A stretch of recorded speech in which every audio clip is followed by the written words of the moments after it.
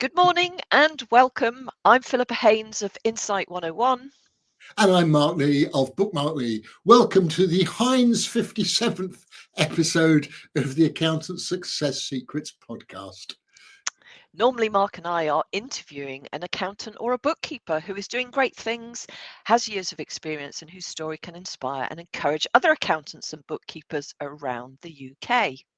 Each week, in around 30 minutes, our aim is to provide some fundamental insights for you, our loyal listener. Beyond that, we also try to fit in regular reflections episodes like this one. And today, we're reflecting on 4 of our most recent interviews, and we'll both share and discuss something from each interview that resonated with us personally. Yeah, and these seem to go down really well and are in fact a USP for our podcast, which is Indeed. fantastic. So just before we do that, a word about the sponsor of our podcast, Pinnacle Global, which is a trusted outsourcing partner with over 150 clients in the UK and Ireland. Pinnacle's CEO, Mayank Pandya, is a chartered accountant based in London, and he has a passion to encourage innovation and excellence in the accounting profession. Pinnacle has offices in the UK and offshore delivery centres across India, employing over 300 high-quality staff. With a strong focus on quality assurance, Pinnacle has helped many UK accounting firms to scale their capacity and operations. So to find out more, please visit www.pinnacleoss.co.uk. And you'll also find the link online wherever you're listening to this podcast. Also supporting the podcast is the Tax Advice Network. Their website enables accountants to choose specific specialist tax advisors for general tax support or for help across any of over 100 areas of tax. It's free to use. You just pay the tax advisor that you choose after agreeing terms with them. And I'm often asked this, some of them will provide a tax clinic support if you want support and advice across a range of areas. On a number of occasions. Just go take a look at their website called findataxadvisor.online, where you can also register to get their weekly tax tips, which are written especially for general practitioner accountants. Great stuff. Okay, we better get started.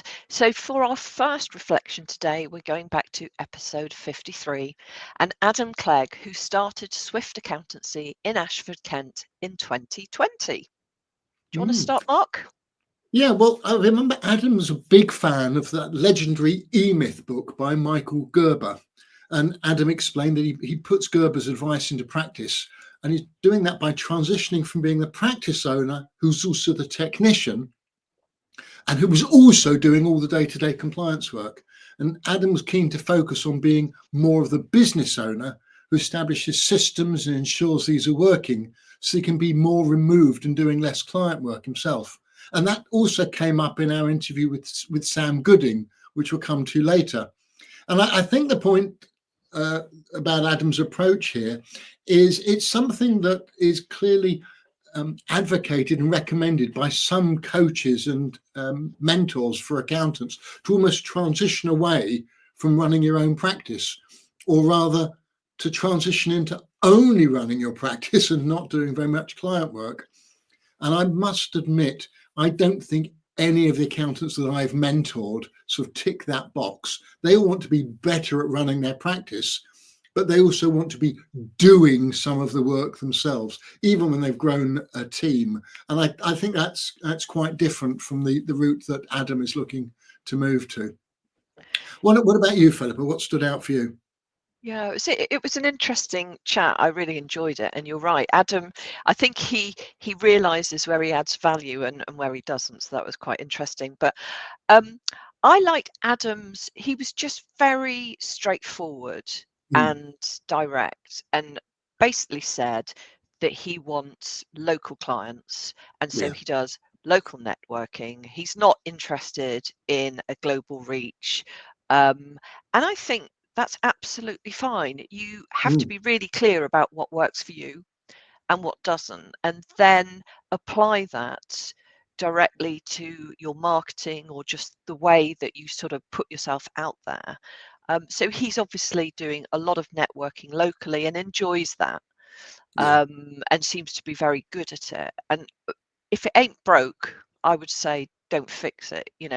There's absolutely no point being a massive kind of social media person if that's really not what you're looking for, because I sense that he wants to be able to look that person in the eye. In fact, I seem to remember that's one of the quotes that I pulled out of the guest appearance we had there. He was definitely, I want to look them in the eye and talk to them about their finances, and that's perfectly fine. And should be your Absolutely. strategy going forward. If that's what you want, decide that straight away. Absolutely. And it's something I talk about with a lot of clients. It comes up in the Sole Practice Club as well, that social media generally and nationwide marketing campaigns will suit accountants who serve a very niche market. But beyond that, accountants like Adam and like, frankly, most of the accountants I work with tend to attract more local clients. I think Adam, I made a note that he recognises he's more provincial and his clients are local to him. So the way he networks and attracts new clients is very different to those who are trying to reach anybody and everybody online. And despite me being very active, and you as well, Philippa, on LinkedIn, Yeah. we can work with clients around the country. And I know there's plenty of accountants that can work with clients all over the country as well. However, turn it round, when somebody's looking for a new accountant, more of them look for somebody local, even though accountants can deliver their services virtually. And it's easier to win clients, and Adam is proving this. It's easier to win local clients than it is those that are further afield. And I think, and I know it's not for everyone, but he found it very worthwhile not only attending local networking groups, but also being part of his local chamber of commerce, which I must admit is not something I hear very often. No, that's really true. I think it's horses for courses, though. I mean, Yeah, there are certainly, if you are of a local mindset, that's absolutely fine if you want somebody that's kind of down the road. But equally, what it does mean is that the choice is more limited.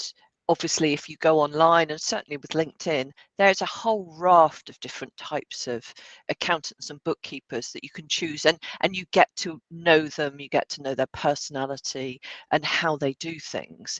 It's a different mindset, but sometimes it works, and especially after lockdown where people did go online, it really did present that opportunity to get the right practice for you, whether it's in your local kind of down the road or not, so that it's a two-way thing, but it certainly fits with your personality. And with Adam, he was very clear that he was quite grounded in his local area, and that's what he wanted, and good luck.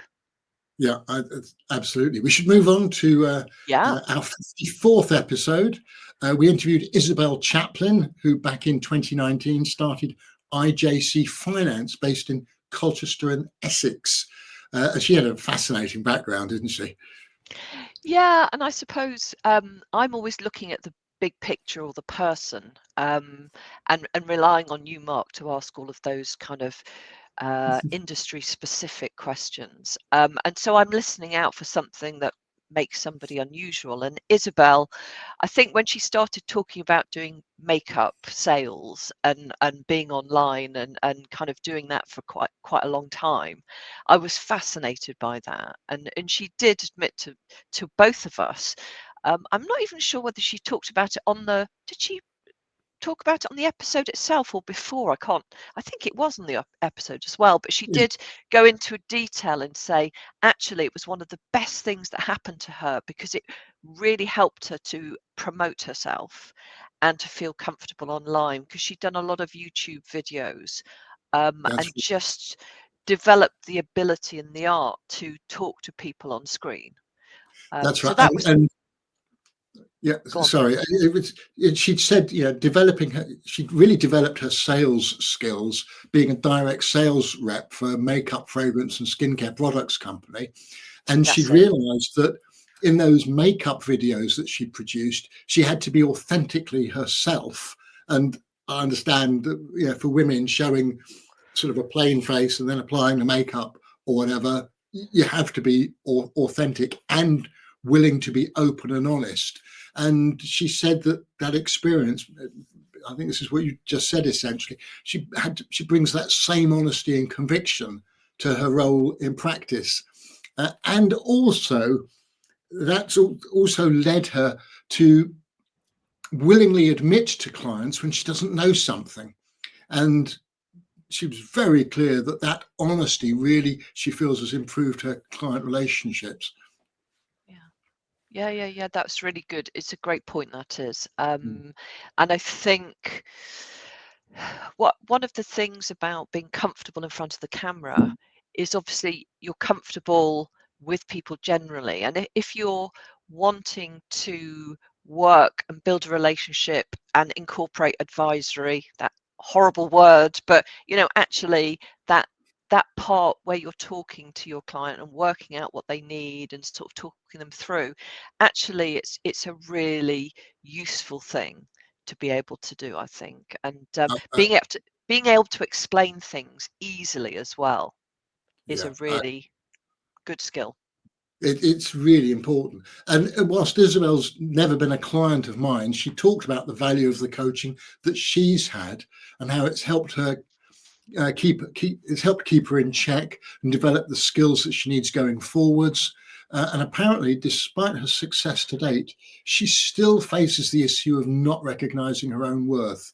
And I know that comes up in conversations with a number of my mentoring clients too. And Isobel credits her coach with helping her here.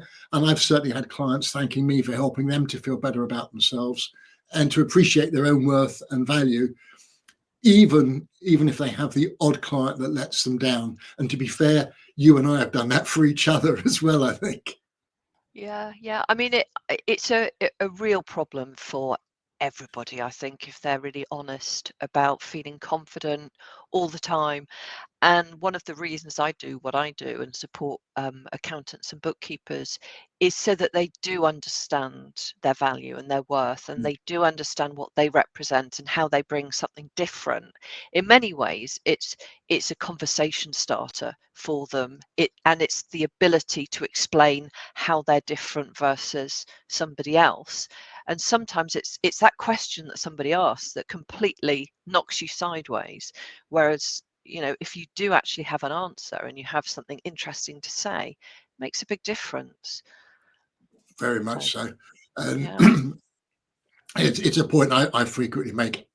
Whilst the work and the output that accountants might produce, the tax returns and accounts might always be very similar. It's a huge mistake to think that all accountants and all bookkeepers are the same. They're not. They're different backgrounds, experiences, styles, approaches, preferences, all manner of things can help them to stand out and be different. And I know that you are a master in helping them to recognise those distinctions and evidence them in their marketing websites and the conversations they have as well. Yeah, it's really important. Yeah. Right. So our next guest was episode 55 with Sam Gooding, who started Gooding Accounts in Wiltshire in 2014. And he's now got Indeed, about 3 offices, hasn't he? That's astonishing. Before we started recording, Sam told us that he'd always done a lot of networking. And I asked him afterwards if he'd done it while networking as an employee at his old firm, because from the way he spoke, it was as if it came so naturally to him. Transpires, he said he'd never attended any networking events before starting his own practice. And I was even more impressed then about how quickly he'd learned to be a good networker. And he told us that he'd realised it wasn't about talking to people about accountancy, which I suspect is a classic mistake a lot of people make when they start their own practice. Sam pointed out, and I 100% agree, it's about having business conversations, but that those only follow on after you form personal relationships. The best business relationships, Sam said, and totally endorse this, they always follow on after you connect on a personal level. And I think he said he knows he's got high, or I think maybe his wife's told him he's got high emotional intelligence. That's right, yeah. My wife's struggled with mine for years. Over the years, how and where he networks has evolved. Apparently, he even took up golf a couple of years ago. And the other really important point I wanted to reflect on from this interview was how Sam said his roles, how his role has divided up, because he's accepted that he's not the best person to be quoting fees or making recruitment decisions in his practice, which is an amazing admission to make. But again, he's got the confidence to do that now because he's built up a good team. He's got a number of trusted and experienced staff, which enable him to step away from such fundamental activities. And that reminded me of something very similar that Adam Clegg had said when in the context of the E-Myth and Michael Gerber's book. And again, it's something comes up so often during mentoring discussions that I have with accountants. What about you, Philippa? Yeah, well, I mean, just listening to you, I actually had some more ideas come to me about Sam. In fact, that one of the things when you were talking is it just reminded me how open-minded he is. I think he's just very much with this networking hat on as well. You know, I'm not going to talk directly about something specific and be really focused. I'm just going to have that confidence to go in and sort of be open-minded and have a relationship. And I think actually when he started describing his journey, you know, he's got like 3 offices which are quite Yeah, close, but that came from COVID and lockdown, and there was an office available down the road, and somebody who owned it said, "Oh, do you fancy, you know, using it so that the team can spread out?" And and he got he had it. staff. He had staff who lived nearby.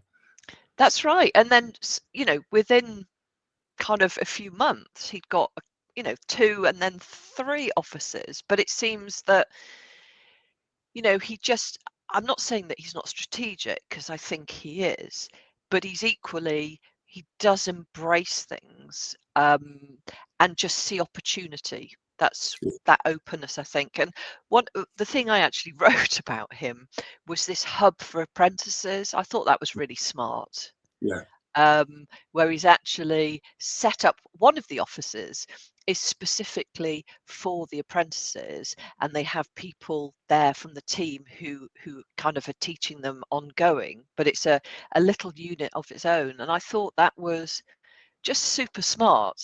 I'm not actually heard of that before. Have you, Mark? It's not in that way, no. But I think it's something again I often talk about with accountants when they're struggling to recruit and where recruitment is right for them, because recruitment is only yes, one of the ways to go forwards when you're looking to move beyond just being you by yourself.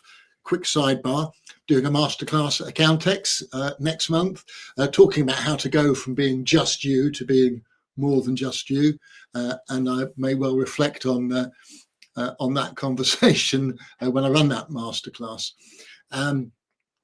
But if you are recruiting and you do want staff, then if you've got anything, you've got to look at it from their perspective as well to attract people. So I am sure that he finds it much easier to attract people to come and work for him because he's got this hub which shows that he's really committed to training and developing people in a way that a lot of practices wouldn't be able to evidence in such an attractive manner. So yeah, I think it's a yeah. good thing to I, do. I Go on. totally, and I think he was saying that, you know, the intention is that he doesn't recruit people kind of outside of that, that he brings people on and through the business. And Yeah, that can only be really valuable for both sides because it shows that pathway, doesn't it? That yeah, career progression. And that's really important because it's not always the salary these days. As we all know, it's about the environment, it's about right. other kind of benefits, but also it is about where can I get to? You know, there is that opportunity within one particular location to really get your teeth kind of into something. And I think that must generate a lot of loyalty, which is exactly what you want. And also loyalty from clients as well, because they see that you're actually, you know, committed to younger people, I guess. I'm assuming an apprentice would be younger. Shouldn't do that, I don't think, these days. But it's kind of committing to accountancy in Yeah, general and sort of bringing people on, yeah, which is great. absolutely wonderful. We should now move on. Finally, today, our guest last week on episode 56 was Michael Austin. Um, uh, let's just say little more experienced than the other interviewees we mentioned just now. He started his firm Blue Dot Consulting, based in Southwest London, in 2001. He was in his mid-40s when he started the firm after a reasonable career in industry. He originally thought that he'd simply be offering outsourced FD or CFO type work to clients, but the practice grew partly, I think, because of the way he was clearly focused on helping clients understand what their numbers mean rather than just reporting on the historical position. And I think we both like the way that he talked about profit and how he helps his clients to understand which expenses are overheads and which are costs of sale. And a lot of what he said really bears repeating. And if you didn't hear the interview, do go back and listen to it after this one.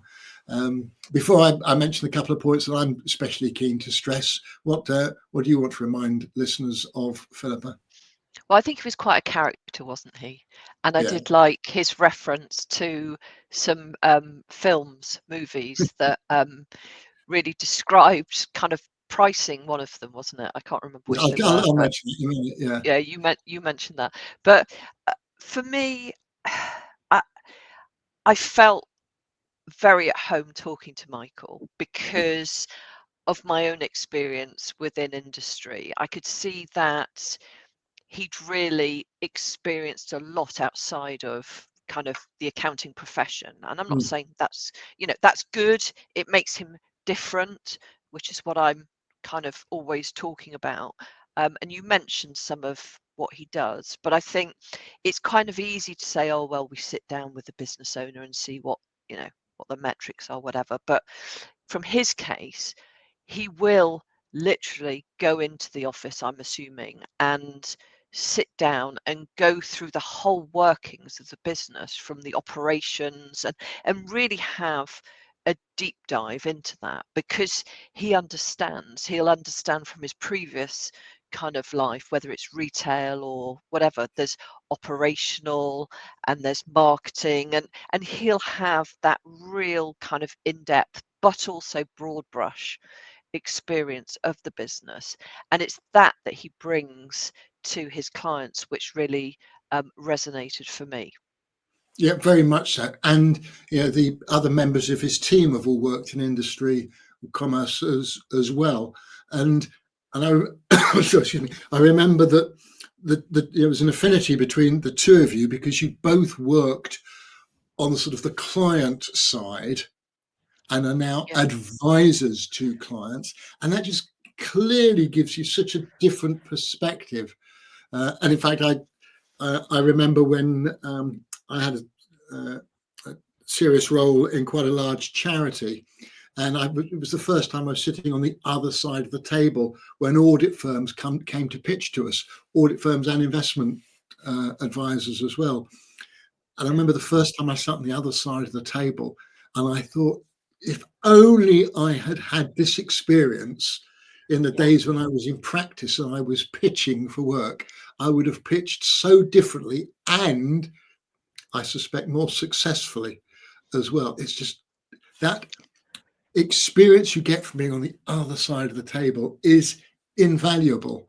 And it was yeah, it was very refreshing to hear an ICAEW member who had been in industry and was now in practice, because quite often the advisors to businesses who are able to provide that perspective tend to be CIMA qualified rather than ICAW or ACCA, for example, qualified. And it was great to be reminded that I'm sure there's plenty of ICAW members who can bring that experience from being in business to bear when they're advising clients from a practice side of things.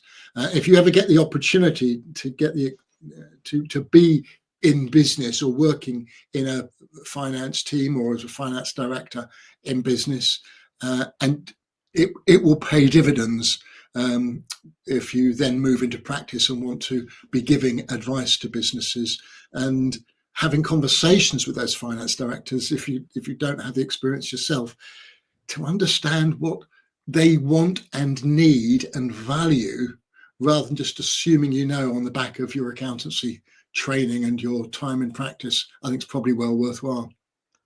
Yeah, I mean, you're right about being in an agency, but also client side. So when I say agency, I guess it could be the same as a practice, really, and one of the key parts of that is, as you said, knowing what the conversations are on the other side. So I knew that as a client, I always, in terms of the agency, everybody was always a little bit, oh, what they're coming up, some mad idea, etc., etc. And then the agency would just be saying, oh, clients are so boring, it takes forever for them to come back to you.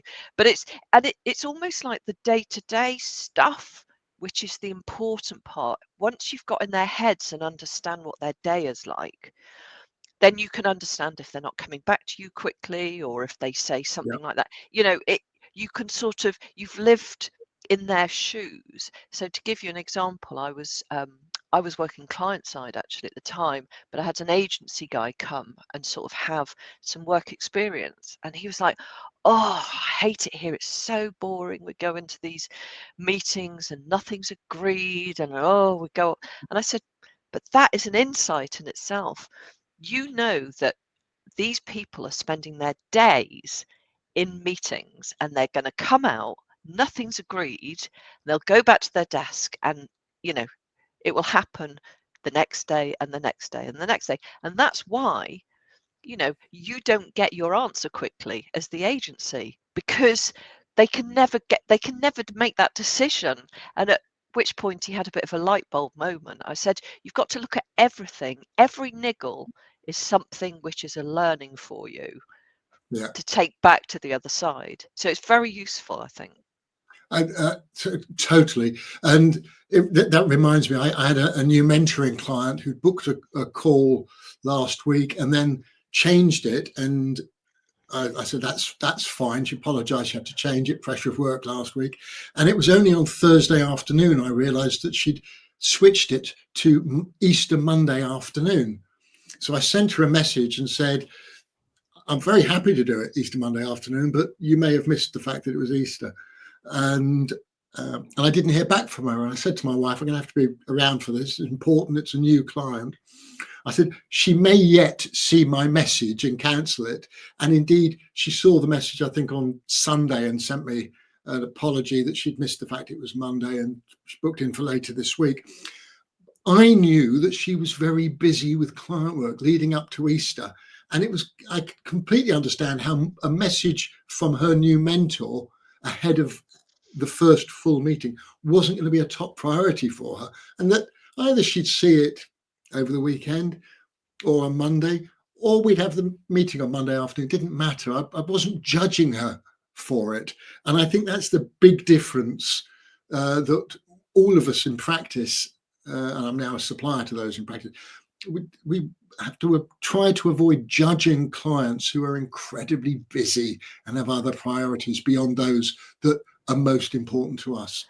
Anyway, as a marketeer, I think you can get very, very fed up, but it's not always on the top of their list.